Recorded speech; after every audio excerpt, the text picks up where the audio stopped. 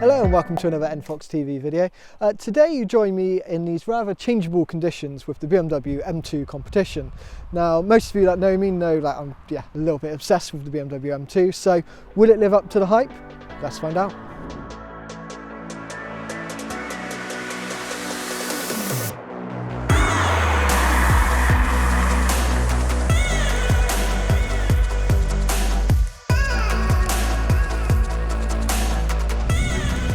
The first thing to note is how familiar this cabin feels to the M140i.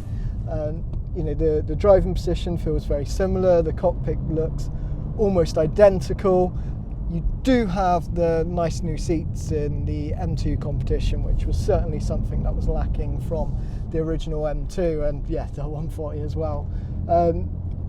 One critique though, I must say, the seats, whilst they look a lot better, and I'd certainly opt for them if I had the choice, they don't hug you quite as well as the 140, which kind of shocked me a little bit. I don't know whether that's because on the 140 you've got the adjustment at the front to kind of bring the bolsters in a little bit. I don't seem to be able to find the same thing on this one. But yeah, that shocked me a little. But despite that, that's kind of where the similarities end. This whole platform compared to the 140, it does feel so much more stable. I mean, we're in some pretty treacherous conditions today, but this car, you know, it's keeping the grip for the most part. Yes, if you put your foot down on the accelerator, it does lose the traction, but you'd expect that with 400 brake horsepower going through the rear wheels.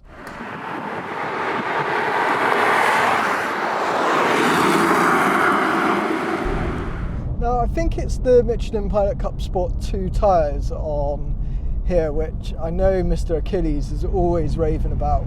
And yeah, these aren't really the conditions for them today. I've noticed as I have got more heat into them, you know, the amount of traction I'm still able to maintain on the road is actually pretty staggering. But yeah, I'd like to see what they're like on a nice warm, dry day. Now, another big difference is the gearbox. Now, I've got the ZF 8-speed in my M140i, which I didn't really like to start with, if I'm being completely honest, but I've kind of learnt to love it. Coming from the DSG box in my Audi S3, I was so used to that instant transmission. You know, you tap the button, you're already in that next gear. With the ZF, you kind of feel it changing gear, and it's a bit more kind of organic, for want of a better word.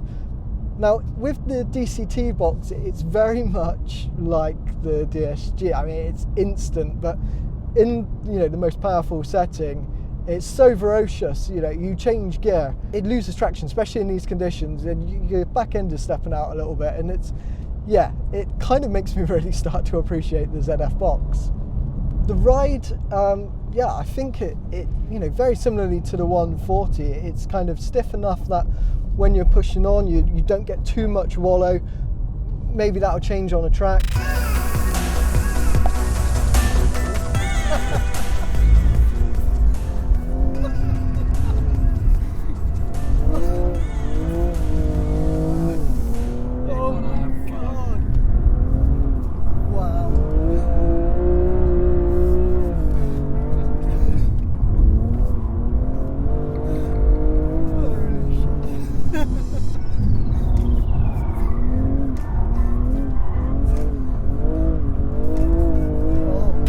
We've had to do quite a long run today in it, and yeah, it's been more than comfortable on the motorway, A and B roads.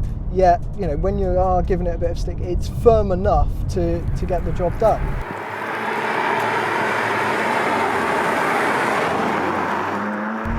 Now, I've only used the brakes in anger once, and so much better than the 140. I always said that there's a bit of a dull feel with the 140 brakes, and you know, there's kind of that lack of bite, whereas this has that, and yeah, the stopping force is something else in comparison. Now, is it worth the extra money over the 140? I mean, you put this in a straight line against the 140, there's not much in it at all.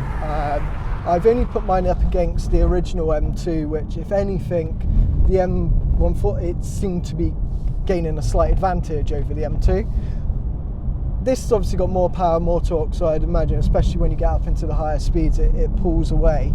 But it's not about the straight line speed with this one at all. And you know, like I say, even in these conditions, going around these corners, it's just so much more stable than the 140 ever is.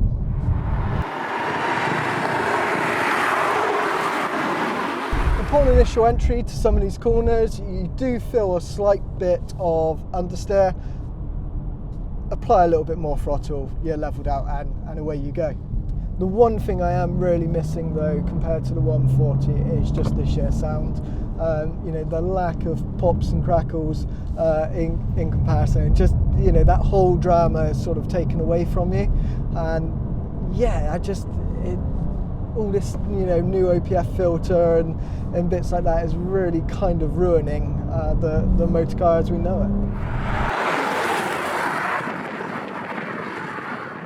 So, would I have one over the M140? Well, if money was no object, without a doubt, you know, there's no doubt, and this car is incredible. The size, the cost, and just its general ability is second to none. I'm glad I've spent some time with it, but for me, it's just the difference in money. I can't justify it. It's not just the monthly payment. It's the fact that you go up a level on tax, you go up a level on insurance, and you know, all of these bits.